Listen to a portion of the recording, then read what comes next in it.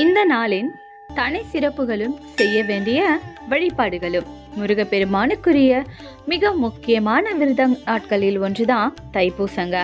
இந்த நாள்ல விரதம் இருந்து முருகப்பெருமானுக்கு வேண்டுதல் நிறைவேற்றுவது பலரின் வழக்கமாக இருக்குதுங்க. இந்த தைப்பூச விழாவிற்கு ஏன் இத்தனை சிறப்புகள்? இந்த நாள்ல மட்டும் உலகம் முழுவதிலும் உள்ள முருக பக்தர்கள் பால்குடம் ஏந்திய காவடி சுமந்தும் பாத யாத்திரையாக பல கிலோமீட்டர் தூரம் நடந்து வரும் முருகப்பெருமானை தரிசிப்பதற்கு என்ன காரணம்? இந்த நாளில் வேறு எந்தெந்த தெய்வங்களையும் வழிபடலாம் என்பதை இந்த பதிவுல தெரிந்துக்கலாம் வாங்க. தைப்பூசம் முருகப்பெருமானுக்குரிய விரத நாளாக மட்டுமே கருதப்படுது. ஆனா இது முருக வழிபாட்டிற்கு மட்டுமின்றி சிவ வழிபாடு, சக்தி வழிபாடு, குரு வழிபாட்டிற்கும் மிகவும் உகந்த நாளாகவும் கருதப்படுது. அதனால்தான் தைப்பூச நாளில் எந்த தெய்வத்தை வழிபட்டால் அளவில்லாத பலன் கிடைக்கும், அனைத்து தெய்வங்களுக்கும் உரியதாக சொல்லப்படும் அளவிற்கு இந்த தைப்பூச நாளில் அதன் நட்சத்திரம் மற்றும் பௌர்ணமி திதி இணைந்து வரும் நாட்களுக்கு அப்படி என்ன தனி சிறப்பு என்பதை வாங்க இன்னும் தெளிவா தெரிந்து கொள்ளலாம். தைப்பூச திருநாளின் சிறப்புகள்.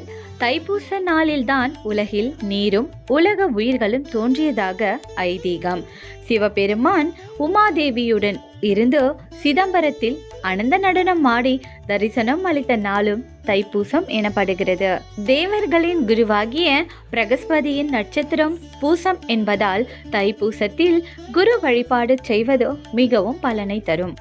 இதே மாதத்தில்தான் வடலூரில் தைப்பூச நாளில் பிரம்மஞான சபையில் அதிகாலை 7 திரை விளக்கி ஜோதி தரிசனம் நடைபெறுகிறது. வள்ளலார் ராமலிங்க அடிகளார் தைப்பூச திருநாளையே சித்தி அடைந்ததாக சொல்லப்படுது. வள்ளலார் ராமலிங்க சுவாமிகள் ஒரு தை மாத வெள்ளிக்கிழமை புனர்பூச நட்சத்திரத்தில்தான் சமாதியானார். இதை குறிக்கும் விதமாக அவர் சமாதியான வடலூரில் தைப்பூச நாளில் லட்சக்கணக்கானோர் கூடி வள்ளலார் விழாவை கொண்டாடுகிறார்கள். முருகப்பெருமானுக்கும் பூசம் உகந்ததுதான். அவர் பூச நட்சத்திரத்தில் தான் வள்ளியை மணந்து கொண்டாராம். இந்நாளில் முருகனுக்கு காவடி எடுப்பதும் உண்டு. அகத்தியர் தந்த சிவகிரி, சக்திகிரி என்ற மலைகளை காவடி போல் கட்டி தூக்கி வந்தான் இடும்பன் என்ற அசுரன். அவனை தடுத்து நிறுத்தி அந்த மலைகளை ஆட்கொண்டார் முருகப்பெருமான்.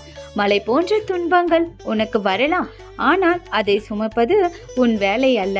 அதை என்னிடம் ஒப்படைத்துவிடு, நீ உன் பாதையில் செல் என்பதே காவடி தத்துவம். இதற்காகத்தான் முருகன் கோவில்களில் பக்தர்கள் காவடி இருக்கிறார்கள். தைப்பூச நாளில்தான் அன்னை பராசக்தியிடம் இருந்து சக்தி வேலை பெற்றதாக சொல்லப்படுது. தைப்பூசம் அன்று விரதம் இருந்து காவடி எடுத்தும் முருகப்பெருமானை வழிபடுபவர்களுக்கு வாழ்க்கையில் தொட்டதெல்லாம் துலங்கும். தைப்பூச திருநாளில் தொட்டதெல்லாம் துலங்கும் என்பது பழமொழியாக அமைவதால் ஏடு தொடக்கம், புதிர் எடுத்தல், பெண் குழந்தைக்கு காது மூக்கு குத்துதல் போன்றவற்றை, திருமண பேச்சுகள் ஆகியவற்றையும் ஆரம்பித்தல், ஒப்பந்தங்கள் செய்தல் போன்ற நற்செய்திகள் மேற்கொள்ளப்படுகிறது. அது நிம்மதியான பெருவாழ்வை எதிர்கொள்ள இந்த தைப்பூச நன்னாளிலேயே தம்பதி சமேதரமாக சிவாலயங்களுக்கு, முருகன் கோவில்களுக்கும் சென்று எந்த சூழலிலும் பிரியாத வரம் என்று கொள்ளலாம். நண்பர்களே, இன்னும் தெளிவா உங்களுக்கு புரிந்து இருக்கும். இந்த பதிவு உங்களுக்கு பயனுள்ளதா இருந்ததுன்னா நம்ம சேனலை மறக்காம சப்ஸ்கிரைப் பண்ணிடுங்க. இறைவனுக்கும் பிரபஞ்சத்திற்கும் நன்றி.